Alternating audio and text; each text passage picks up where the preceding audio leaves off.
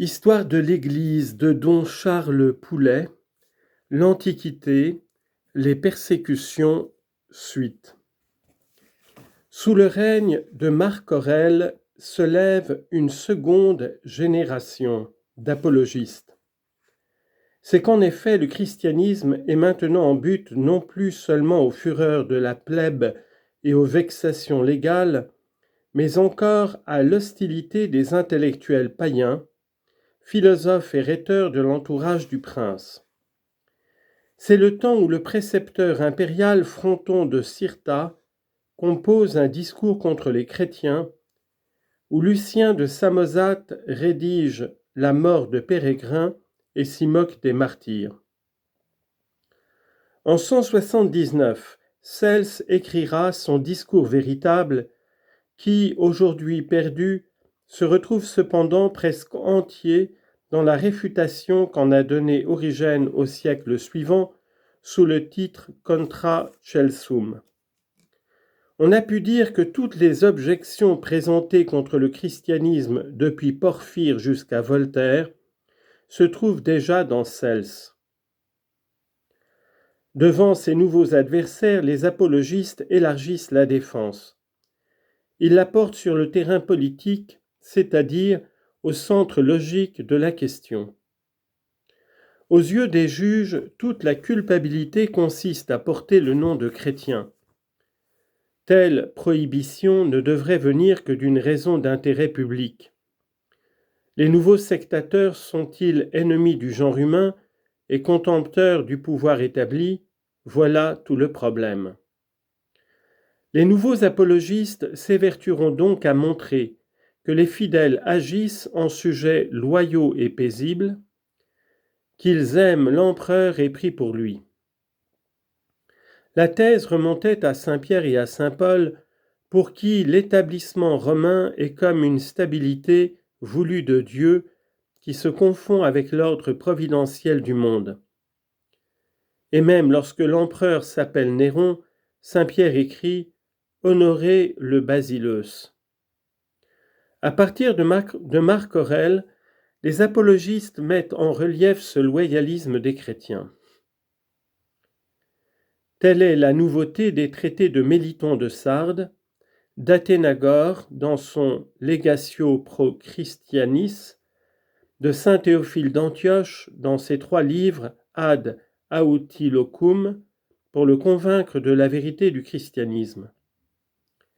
Il faut y rattacher l'Octavius paru en latin.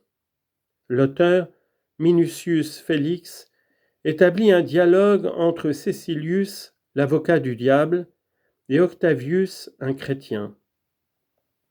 Celui-ci montre que la grandeur de Rome n'est nullement liée au polythéisme.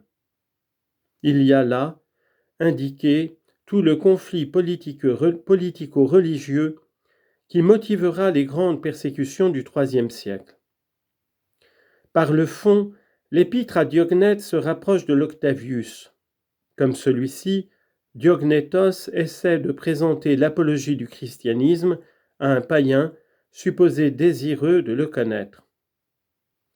Mais les préjugés des lettrés à l'égard du christianisme n'étaient pas seulement politiques.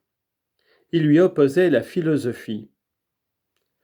Regardé par le dédain des païens lettrés comme une religion de petites gens et pauvres d'idées, le christianisme devait songer à relever le gant le jour où entreraient dans ses rangs des hommes cultivés. Quel gain d'ailleurs si aux lettres on pouvait présenter le christianisme comme une philosophie supérieure, la religion de l'esprit. À cette tentative, nul ne s'employa avec plus de bonne volonté et d'ingéniosité que Justin. À ses yeux, entre philosophie et christianisme, il y a des nuances plutôt que des oppositions. Selon lui, 2 raisons expliquent la part de vrai contenue dans la sagesse antique. C'est que d'abord, comme le soutiennent les Juifs alexandrins, les philosophes ont puisé dans l'Ancien Testament des vérités partielles. On soupçonne bien que pareille théorie, même soutenue à grand renfort d'érudition, ne se justifie guère. Plus tentante apparaissait la théorie du verbe séminal, logos spermatikos, suivant laquelle toute vérité a été communiquée aux hommes par le Verbe divin. L'importance que prendra le mot raison au XVIIIe siècle ou le mot science au XIXe, le terme logos l'avait possédé dans l'Antiquité. Soit qu'il s'identifie pour Platon avec le monde intelligible, modèle et principe du monde sensible, soit que, pour le panthéisme stoïcien, il représente le génie et l'âme de l'univers, la force qui l'anime et en définitive la raison suprême de tout, soit que les néoplatoniciens le confondent avec Dieu même, étant sa raison et le centre des idées divines, étant aussi sa parole par quoi il gouverne, soit enfin que le judaïsme voit en lui l'ange des grandes théophanies bibliques, chargé de transmettre aux hommes la pensée de Dieu et Dieu lui-même, bien que sans personnalité précise, dans tous les cas et en toute hypothèse, le logos était essentiel à la pensée antique. Capter cette expression si vantée et si discutée, la jeter comme un pont entre la philosophie et le christianisme lettré, tels furent le grand mérite et l'originalité de Justin. Surtout s'il est vrai que saint Jean n'avait pris le terme qu'au sens biblique, sans préoccupation apologétique. Justin explique en effet que le Verbe divin fut toujours dispensateur de la vérité parmi les hommes. Ainsi, tout ce que les Hellènes ont enseigné de vrai, ils le tiennent du Verbe, tel un Socrate et un Platon. Par contre, ceux qui parmi les hommes du passé ont vécu sans Verbe furent ennemis du Christ. Et voilà l'humanité nettement tranchée en deux camps, en deux cités, dès la plus haute antiquité. Cet effort encore imparfait pour donner une vue systématique de l'histoire religieuse de l'humanité nous intéresse surtout par sa hardiesse apologétique. Il nous dévoile ce plus large christianisme qui se porte résolument au-devant des lettrés ou philosophes de l'hellénisme et qui leur tend franchement la main. Notons d'ailleurs que Justin sait s'arrêter à temps sur les sentiers du libéralisme. Théodicée naturelle, distinction du bien et du mal, voilà jusqu'où peut aller la raison. Mais quand elle ose échafauder quelques systèmes, ce ne sont plus que divagations. Stoïciens, péripatéticiens, platoniciens même, tous ont erré. On a prétendu que cette réconciliation, ou plutôt cette conciliation de la philosophie avec le christianisme, était pure chimère. Et pourtant, gnose orthodoxe de Clément et d'Origène, augustinisme, aristotélisme thomiste sont nés de ce rapprochement auquel Justin ouvre la voie.